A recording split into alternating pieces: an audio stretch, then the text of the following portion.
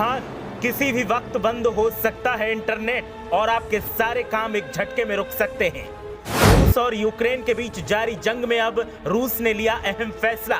अगर पुतिन का प्लान हुआ सफल तो खत्म हो जाएगी इंटरनेट की दुनिया। देखिए और कितने दिन तक इंटरनेट आप कर सकते हैं इस्तेमाल। अमेरिका की करतूत यूक्रेन तो भुगत ही रहा है, अब चपेट में पूरी दुनिया। देखिए क्यों पुतिन बने इंटरनेट के दुश्मन और क्या है पुतिन का प्लान। अगर इंटरनेट पर हुआ हमला तो क्या होगा अंजाम।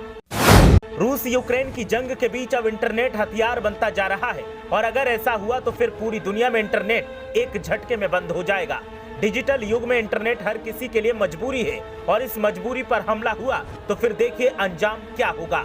रूस के राष्ट्रपति व्लादिमीर पुतिन का खुफिया तंत्र अब इंटरनेट पर हमला कर जंग जीतना चाहता है। अमेरिका की शह पर यूक्रेन रूस से जंग में डटा हुआ है और ऐसे में जंग को अपने पक्ष में करने के लिए पुतिन किसी भी हद तक जाने के लिए तैयार हैं। बताएंगे कि अब तक इंटरनेट आप इस्तेमाल कर सकते हैं और बताएंगे कि अगर इंटरनेट पर हमला हुआ तो क्या होगा। लेकिन पहले पुतिन का प्लान भी जान लेते हैं और कैसे ये खुफिया जानकारी लीक हुई वो भी बताते हैं आपको।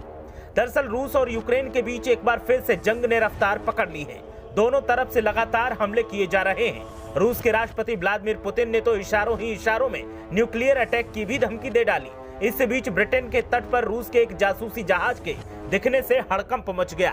दावा किया जा रहा है कि रूस इससे समंदर में इंटरनेट के इंफ्रास्ट्रक्चर पर हमला कर सकता है। बता दें कि एक देश से दूसरे देश के बीच कनेक्टिविटी के लिए समंदर में केबल का जाल बिछा है। ब्रिटिश अखबार डेली स्टार के मुताबिक एक रूसी रिसर्च जहाज को ब्रिटेन के तट पर ट्रैक किया गया है। इसे संभावित रूप से एक जासूसी जहाज माना जा रहा है।